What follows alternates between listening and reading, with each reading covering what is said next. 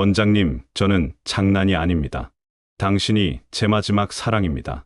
그 남자의 목소리는 꿀처럼 달콤했습니다. 마치 드라마의 한 장면처럼 완벽한 톤과 리듬으로 저를 사로잡았죠. 하지만 그 달콤한 말 뒤에 숨겨진 충격적인 진실을 저는 몰랐습니다. 우리 속궁합부터 확인합시다. 이 한마디가 제 인생을 완전히 뒤바꿔 놓을 줄은 꿈에도 몰랐습니다. 저는 수없이 고개를 저었습니다. 가슴 깊숙한 곳에서 경고음이 울려 퍼지고 있었거든요. 하지만 거절할 때마다 그는 더 강하게, 더 교묘하게 밀고 들어왔습니다.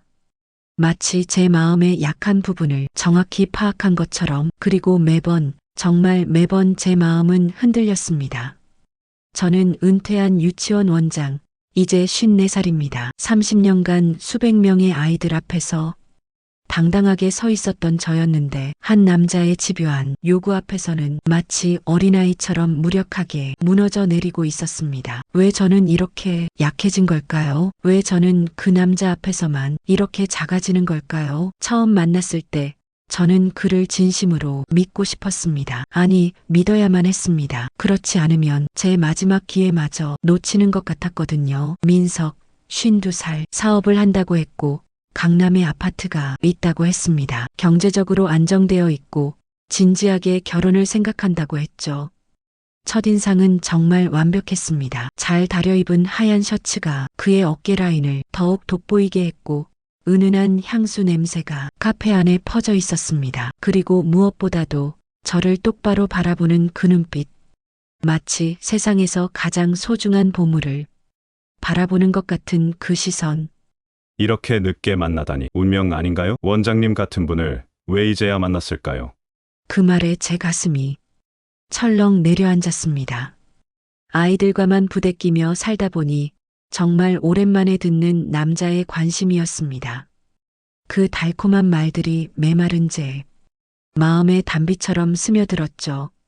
제 마음 한켠에서는 이제 나도 다시 여자로 대우받을 수 있구나 하는 간절한 설렘이 피어났습니다. 하지만 첫 만남의 마지막 순간 그는 불쑥 폭탄 같은 말을 던졌습니다. 저는 결혼을 진지하게 생각합니다. 하지만 그 전에 꼭 확인해야 할 게 있어요. 놀라시겠지만 바로 속궁합입니다. 오늘 확인해 보는 건 힘드시겠죠?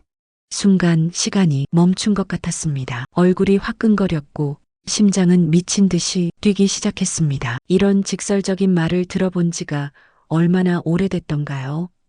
오늘은 아니에요. 우리는 이제 막 만났잖아요. 제 목소리는 심하게 떨렸습니다. 마치 처음으로 발표를 하는 아이처럼 불안하고 어색했죠. 민석은 부드럽게 웃으며 고개를 끄덕였지만 저는 느꼈습니다. 그의 눈빛이 순간적으로 차갑게 굳어지는 것을. 괜찮습니다. 하지만 결국은 확인해야 합니다. 저는 허튼 관계는 싫거든요. 그의 목소리에는 타협이 여지가 전혀 없었습니다. 그날 집으로 돌아오는 길, 제 마음은 태풍이 휩쓸고 지나간 것처럼 엉망이었습니다. 왜 첫날부터 그런 요구를 하지? 보통 남자들이 다 그런 건가? 하지만 결혼을 생각한다는 말은 진심일까? 지하철 안에서도 집까지 걸어오는 내내도 그의 말이 머릿속에서 맴돌았습니다. 저는 허튼 관계는 싫거든요. 이 말이 계속 귓가에 울려 퍼졌습니다. 어떤 의미일까요? 진지한 관계를 원한다는 뜻일까요? 아니면 침대에 누워서도 잠이 오지 않았습니다. 천장을 바라보며 수없이 생각했죠. 만약 내가 계속 거절하면 어떻게 될까? 그는 정말 떠나버릴까? 아니면 이게 정말 요즘 시대의 연애 방식인 걸까? 저는 연애에 서툴렀습니다. 젊을 때부터 아이들 교육에만 매진했고 개인적인 삶은 항상 뒷전이었거든요. 그래서 더욱 혼란스러웠습니다. 혹시 제가 너무 구식인 건 아닐까? 혹시 제가 시대에 뒤처진 건 아닐까? 일주일 후 그는 다시 연락을 해왔습니다. 원장님, 이번에는 제대로 된 곳에서 뵙겠습니다. 지난번에 급하게 말씀드린 것 같아서요. 이번에는 강남의 고급 레스토랑이었습니다. 분위기는 정말 로맨틱했고 촛불이 은은하게 테이블을 비추고 있었죠. 그의 태도도 지난번보다 훨씬 더 세심하고 배려 깊었습니다. 원장님, 정말 아름다우시네요. 오늘 옷도 너무 잘 어울려요. 그는 제가 입고 온 원피스부터 시작해서 헤어스타일, 심지어 향수까지 하나하나 칭찬해 줬습니다. 오랜만에 듣는 칭찬이라 기분이 좋았죠. 와인도 고급스러운 것으로 골라줬고 음식 주문도 모두 그가 해줬습니다. 마치 진짜 신사처럼 모든 걸 배려해주는 모습에 제 마음이 또다시 흔들렸습니다. 원장님께서 아이들을 가르치셨다니 정말 존경스러워요. 그런 분과 함께 미래를 계획할 수 있다면 얼마나 좋을까요? 이런 말들이 얼마나 달콤했는지 모르겠어요. 하지만 와인잔을 내려놓으며 그는 또다시 그 말을 꺼냈습니다. 원장님, 이제는 답을 주셔야 하지 않겠습니까? 나이는 기다려주지 않잖아요. 제 심장이 다시 쿵쾅거리기 시작했습니다. 민석 씨, 저는 아직 준비가 안 됐어요. 저는 난처한 웃음을 지으며 고개를 떨구었습니다. 하지만 그는 포기하지 않았습니다. 그는 테이블 너머로 몸을 기울이며 제 손을 덥석 잡았습니다. 그의 손은 따뜻했지만 동시에 강했습니다. 마치 놓아주지 않겠다는 의지가 느껴졌죠. 원장님, 저는 정말 장난이 아닙니다. 저에게는 확신이 필요해요. 속궁합이 맞아야 평생을 함께할 수 있지 않겠습니까? 그의 목소리는 낮고 간절했습니다. 하지만 동시에 저를 몰아세우는 강력한 힘이 있었습니다. 평생을 함께한다. 이 말에 제 마음이 또 흔들렸습니다. 저는 고개를 떨구며 물잔을 만지작거렸습니다. 아이들 앞에서 수십 년간 당당하게 서 있었던 유치원 원장이 지금은 어린아이처럼 위축되어 있었습니다. 원장님이 걱정하시는 마음 이해해요. 하지만 저는 진심이에요. 정말 진심으로 당신과 미래를 함께하고 싶어요. 그는 계속해서 달콤한 말들을 속삭였습니다. 마치 제 마음의 방어막을 하나씩 허물어뜨리는 것 같았죠. 그로부터 며칠 후 세 번째 만남에서 그는 더욱 노골적이었습니다. 카페에 앉자마자 그는 차갑게 말했습니다. 오늘이 마지막입니다. 만약 오늘도 거절하신다면 더는 연락드리지 않겠습니다. 그 말에 제 숨이 막혔습니다. 마치 벼랑 끝에 선 기분이었어요. 그를 잃고 싶지 않았습니다. 하지만 동시에 마음속 깊은 곳에서는 이건 정말 아닌데 하는 경고음이 크게 울리고 있었습니다. 민석 씨, 왜 그렇게 급하게 하세요? 우리 조금 더 알아가면서. 원장님, 그는 제 말을 자르며 진지한 표정을 지었습니다. 저는 시간이 많지 않아요. 저도 나이가 있고 원장님도 마찬가지잖아요. 우리가 언제까지 이렇게 시간을 낭비할 수 있을까요? 시간 낭비라는 말에 가슴이 찔렸습니다. 그리고 솔직히 말씀드리면 저는 다른 여성분들과도 만나고 있어요. 하지만 원장님이 제일 마음에 들어서 기회를 드리는 거예요. 이 말에 저는 완전히 당황했습니다. 다른 여성들, 그렇다면 저는 여러 선택지 중 하나일 뿐인 건가요? 하지만 오늘 결정해 주시면 다른 분들과는 모두 정리하겠습니다. 원장님만을 선택하겠어요. 그의 말은 달콤한 독이었습니다. 저는 두 손을 꼭 쥐며 속으로 중얼거렸습니다. 왜 나는 거절하지 못할까? 왜 나는 이 남자 앞에서 이렇게 작아질까? 커피는 이미 식어버렸고 제 손끝은 차갑게 얼어 있었습니다. 주변의 다른 사람들이 행복하게 대화하는 소리가 멀게 들렸죠. 원장님, 제 진심을 믿어주세요. 저는 정말 당신과 진지한 관계를 원해요. 그는 제 손을 꼭 잡으며 간절하게 말했습니다. 그 순간 저는 느꼈습니다. 이 상황에서 벗어날 수 있는 방법은 두 가지뿐이라는 것을 승낙하거나 아니면 그를 영원히 잃거나. 마음속에 두 목소리가 벌인 치열한 전쟁. 그날 밤 집으로 돌아와도 그의 목소리가 귓가에서 계속 맴돌았습니다. 오늘이 마지막입니다. 침대에 앉아 두 손으로 얼굴을 감싸 안았습니다. 마음속에서는 두 개의 목소리가 치열하게 싸우고 있었어요. 첫 번째 목소리, 아니야. 이건 잘못된 거야. 진짜 사랑하는 사람이라면 이렇게 강요하지 않을 거야. 이건 조작이야.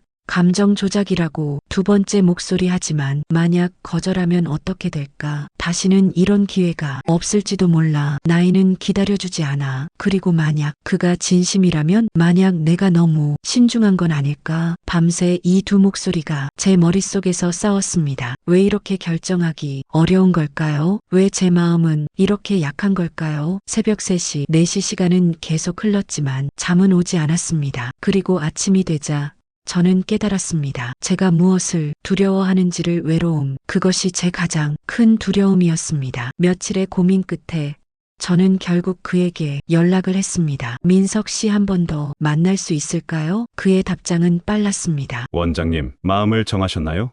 다시 만난 자리에서 저는 떨리는 목소리로 말했습니다. 알겠습니다. 그 순간 그의 얼굴에는 환한 미소가 번졌습니다. 마치 오랫동안 기다려온 승리를 거머쥔 사람처럼 안도와 만족이 섞인 표정이었어요. 원장님, 정말 고마워요. 후회하지 않으실 거예요. 하지만 제 마음은 정반대였습니다. 승낙의 말을 내뱉자마자 가슴이 무겁게 짓눌리기 시작했어요. 내가 왜 이런 결정을 했을까? 이게 정말 옳은 걸까? 그날 저녁 모든 것이 끝난 후 저는 침대에 앉아 멍하니 천장을 바라봤습니다. 이상했어요. 뭔가 크게 잘못된 것 같았어요.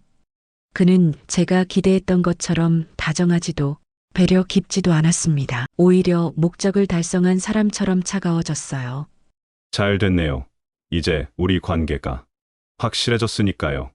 그리고 그는 서둘러 집으로 돌아갔습니다. 마치 할 일을 마친 사람처럼. 그날 이후 모든 것이 달라졌습니다. 그토록 집요하게 제 마음을 흔들던 남자가 제가 드디어 승낙한 그 순간부터 서서히 차갑게 멀어지기 시작했습니다. 그가 원했던 건 사랑이 아니었습니다. 그가 찾았던 건 평생의 반려가 아니라 단 하루의 욕망, 충족이었습니다. 다음 날 아침 저는 마음이 복잡했습니다. 후회, 안도, 두려움, 기대, 온갖 감정이 파도처럼 몰려왔어요. 침대에 누워 휴대폰을 꼭 쥔 채 그의 메시지를 기다렸습니다. 잘 들어가셨나요? 제가 용기를 내어 먼저 보낸 메시지는 한참 동안 읽히지도 않았습니다. 시간이 지날수록 심장은 더 빨리 뛰었어요. 왜 답장이 없지? 혹시 바쁜 건가? 아니면 내가 뭔가 잘못한 건가? 그날부터 제 진짜 지옥이 시작되었습니다. 그 다음날 여전히 연락은 없었습니다. 저는 점점 불안해졌어요. 혹시 내가 서툴렀던 건 아닐까? 내가 그를 실망시킨 건 아닐까? 머릿속에서는 온갖 부정적인 생각들이 맴돌았습니다. 역시 나이가 너무 많았나? 내가 너무 어색했나? 그가 기대했던 것과 달랐나? 매일 밤 휴대폰을 붙잡고 그의 연락을 기다렸어요. 새벽에도 몇 번씩 화면을 켜서 혹시 메시지가 왔는지 확인했죠. 하지만 대답은 없었습니다. 아이들을 가르치던 원장 시절 누구보다 당당하고 자신감 넘쳤던 제가 지금은 한 남자의 연락 하나에 이렇게까지 흔들리고 있었습니다. 일주일이 지났습니다. 그래도 연락은 없었어요. 이틀, 사흘, 나흘 시간은 계속 흘렀지만 그로부터는 아무 소식이 없었습니다. 저는 미쳐버릴 것 같았어요. 참다 못해 저는 우리를 소개해준 공통 지인에게 조심스럽게 물었습니다. 혹시 민석 씨가 요즘 어떻게 지내는지 아세요? 연락이 안 되네요. 며칠 뒤 지인으로부터 돌아온 대답은 제 심장을 산산조각 냈습니다. 민석이요? 아, 그 사람. 원래 그래요. 여자들과 만나면서 맨날 결혼 얘기를 해대는데 정작 본인은 결혼할 생각이 전혀 없어요. 그 말을 듣는 순간 눈앞이 새하얘졌습니다. 뭐라고요? 네, 솔직히 말하면 그냥 여자들과 즐기고 싶어 하는 것 같아요. 결혼은 나중에 더 어린 여자랑 하겠다고 하더라고요. 지인의 말이 계속될수록 제 세상이 무너져 내렸습니다. 그동안의 모든 장면이 주마등처럼 스쳐 지나갔어요. 그의 웃음, 그의 다정한 말투, 운명이다, 책임지겠다, 오늘이 마지막이다. 모든 것이 다 거짓이었습니다. 그날 밤 저는 처음으로 진짜 분노를 느꼈습니다. 나를 이렇게까지 속이다니, 나를 이용하다니. 거울 앞에 서서 제 얼굴을 바라봤어요. 눈이 빨갛게 충혈되어 있었고 얼굴은 창백했습니다. 눈물이 쏟아졌어요. 하지만 더 서러운 건 그가 아니라 바로 제 자신이었습니다. 나는 왜 이렇게 쉽게 무너졌을까? 왜 그의 말에 속아 넘어갔을까? 화장대 앞에 앉아 울면서 저는 깨달았어요. 이 모든 상황에서 가장 화가 나는 건 그가 저를 속인 것이 아니라 제가 스스로를 배신한 것이었습니다.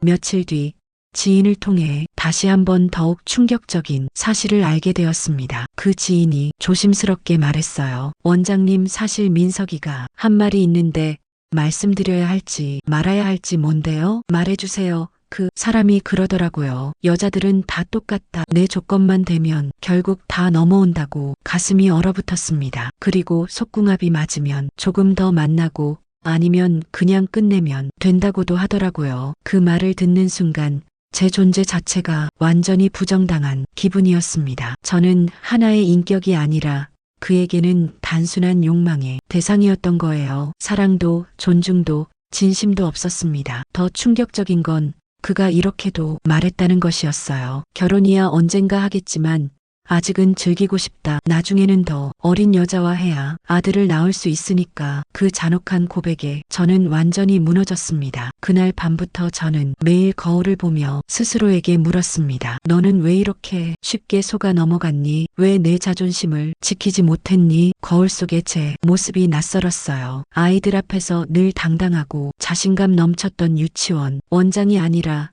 한 남자의 달콤한 거짓말에 무너진 불쌍한 여자가 서 있었습니다. 나는 대체 왜 이렇게 약했을까?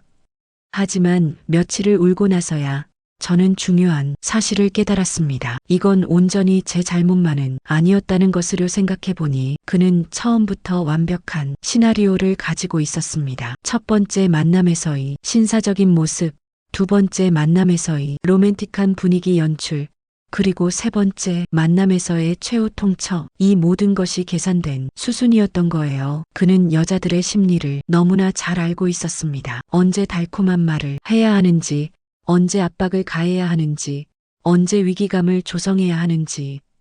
다른 여성분들과도 만나고 있다는 말로 경쟁 심리를 자극했고 오늘이 마지막이라는 말로 조급함을 유발했습니다. 그리고 운명이라는 달콤한 단어로 제 로맨틱한 환상을 자극했죠. 저는 그의 완벽한 먹잇감이었던 거예요. 더욱 소름 끼치는 건 제가 그의 유일한 피해자가 아니었다는 사실이었습니다. 지인을 통해 알게 된 바로는 그는 동시에 여러 여성들과 만나고 있었어요. 모두에게 똑같은 말을 하면서요. 당신이 제 마지막 사랑입니다. 운명이에요. 결혼을 진지하게 생각해요. 그리고 모두에게 같은 요구를 했습니다. 속궁합 확인을 어떤 여성은 40대 중반의 이혼녀였고 어떤 여성은 50대 초반의 미혼 여성이었습니다. 모두 저처럼 외로웠고 사랑에 목말라 있었던 여성들이었어요. 그는 이런 여성들의 약점을 정확히 파악하고 있었습니다. 나이 든 여자들은 외로움 때문에 쉽게 넘어온다. 이것이 그의 철칙이었던 거예요. 며칠 동안 곰곰이 생각해봤어요. 왜 저는 그렇게 쉽게 그의 말에 넘어갔을까요? 첫 번째 이유는 외로움이었습니다. 50대가 넘어서면서 느끼는 깊은 외로움. 아이들은 다 자라서 떠나갔고 친구들은 각자의 가정에 바쁘고 저 혼자만 남겨진 것 같은 그 참담한 외로움 말이에요. 두 번째는 마지막 기회라는 생각이었습니다. 이제 나이도 있는데 이런 기회가 또 언제 올까 하는 조급함이 올바른 판단력을 흐려놓았어요. 세 번째는 자존감이 부족이었습니다. 내가 과연 누군가에게 사랑받을 만한 사람인가 하는 의구심이 그의 관심을 더욱 소중하게 느끼게 만들었죠. 그리고 네 번째, 가장 중요한 건 제가 진짜 사랑을 너무 간절히 원했다는 것이었어요. 울고 또 울고 분노하고 자책하는 시간이 지나고 나서야 저는 중요한 깨달음을 얻었습니다. 이 모든 경험이 저를 더 강하게 만들어주고 있다는 것을요. 그렇습니다. 저는 속았습니다. 이용당했습니다. 상처받았습니다. 하지만 동시에 저는 배웠습니다. 진짜 사랑이 무엇인지, 가짜 사랑이 무엇인지를 구별할 수 있게 되었어요. 진짜 사랑은 조급하지 않습니다. 진짜 사랑은 강요하지 않습니다. 진짜 사랑은 조건을 내걸지 않습니다. 이 이야기를 쓰는 이유는 단순히 제 상처를 드러내려는 것이 아닙니다. 저와 같은 실수를 하는 여성들이 더 이상 나오지 않았으면 하는 바람 때문입니다. 진짜 사랑은 기다릴 줄 압니다. 서두르지 않아요. 상대방의 마음이 준비될 때까지 충분히 기다려줍니다. 그 남자가 저에게 준 상처는 컸지만 동시에 소중한 교훈도 주었습니다. 저는 더 이상 누군가의 관심에 목매지 않습니다. 저는 더 이상 외로움 때문에 잘못된 선택을 하지 않습니다. 저는 더 이상 제 가치를 남들의 시선으로 판단하지 않습니다. 진짜 여러분을 사랑하는 남성이라면